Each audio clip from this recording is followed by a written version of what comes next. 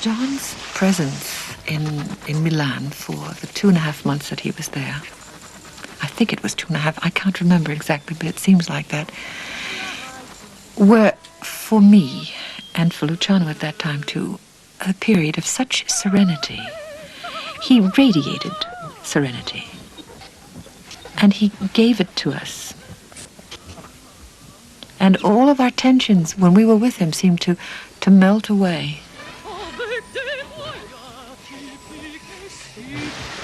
And he had this smile that wasn't ever artificial. It's not an artificial smile that he has. It's a very peculiar smile because it has his tongue halfway out, like a dog's, you know, and his eyes crinkle up, and this serenity sort of opened up his face and a smile, and we all the people around him felt like better people when he was there. That's a nice way to leave people, don't you think? If we could all say that.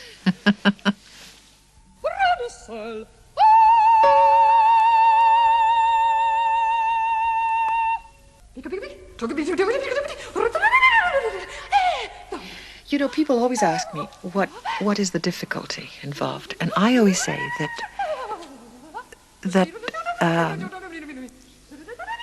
classical music, or let's say non-contemporary music, is easy to learn and difficult to perform. And contemporary music of this kind is hard to learn and then easy to perform. Once you know what the mechanism is, once you've got your reflexes conditioned, then it's okay. The difficulty is not in the vocal cords, it's in the mind, as far as contemporary music is concerned. It's the mind that has to react first. And then the impulse is sent to the vocal cords, and everything is okay. If you're late in sending the impulse, then you get bigger holes in the piece.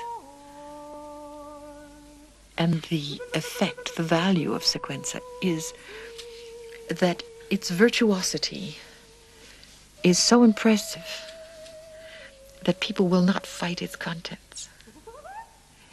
It's almost a trick piece without the bad connotation of a trick there, in the sense that people who ordinarily wouldn't accept an avant-garde piece, or, well, we won't use that word anymore because it really is passé, but a contemporary piece that's difficult, that's offbeat, will accept sequenza and even get something from it because of its virtuosity. It's a kind of a contemporary version of coloratura, you know? Except that you're really doing a mission when you're doing this piece, because it's an important piece. I think it's, with circles, it's a milestone in vocal music. Cathy's solo talk show.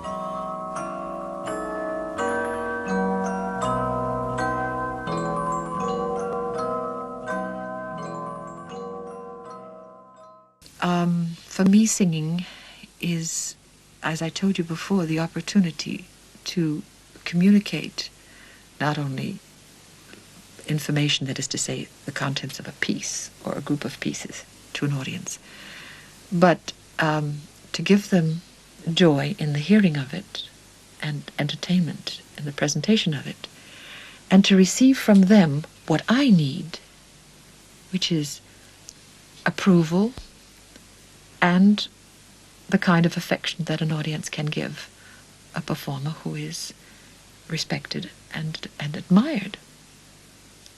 But in order to get to that stage, you have to work very hard. But it's worth the sacrifice. And I don't consider it a sacrifice, because working is essential to our well-being.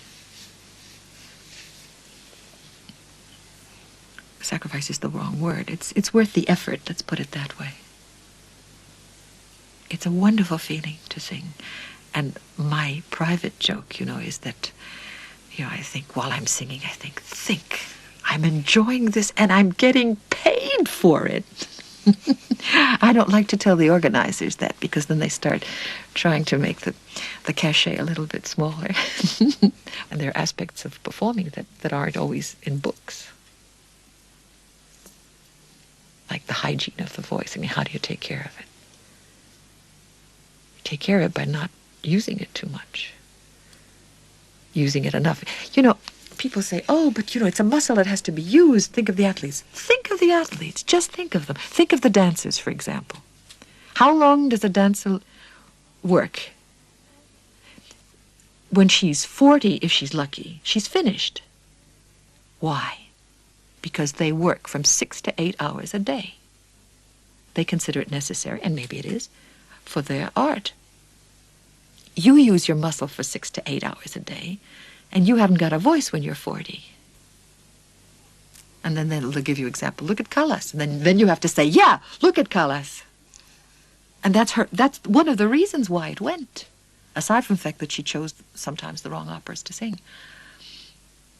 But you cannot abuse that voice, because it's a muscle, yes, but it's a delicate muscle.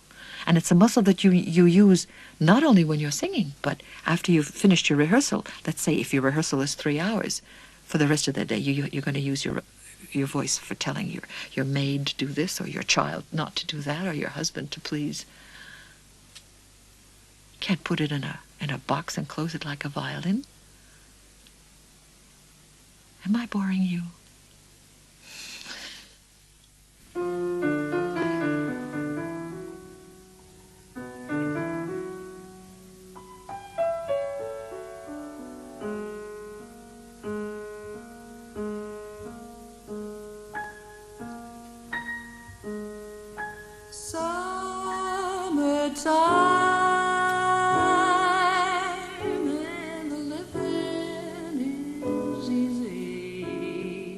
I'll give you one for the road. It's a short Bulgarian folk song, but very short.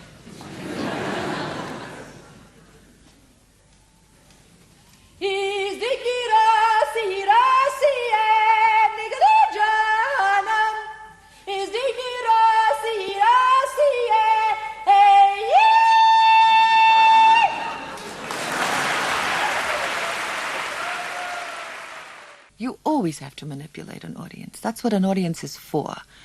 It should be like putty in your hands. You should be able to play on an audience like you play on an instrument.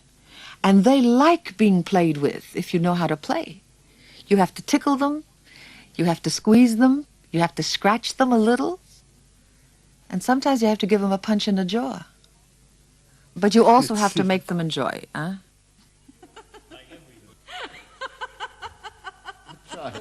For crying out loud. With the red light. Rachmaninoff all of a sudden. Good Wait for it. Here we go. Can you want me to do that a little bit again? No, I don't want to hear that ever again.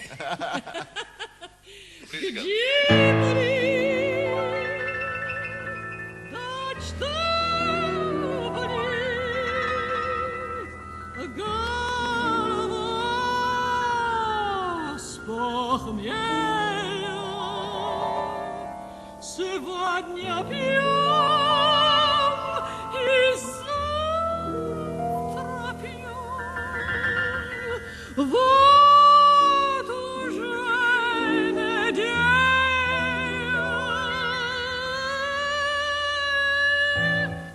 Раз, еще раз, еще много раз. Эх, раз, еще раз, еще много раз.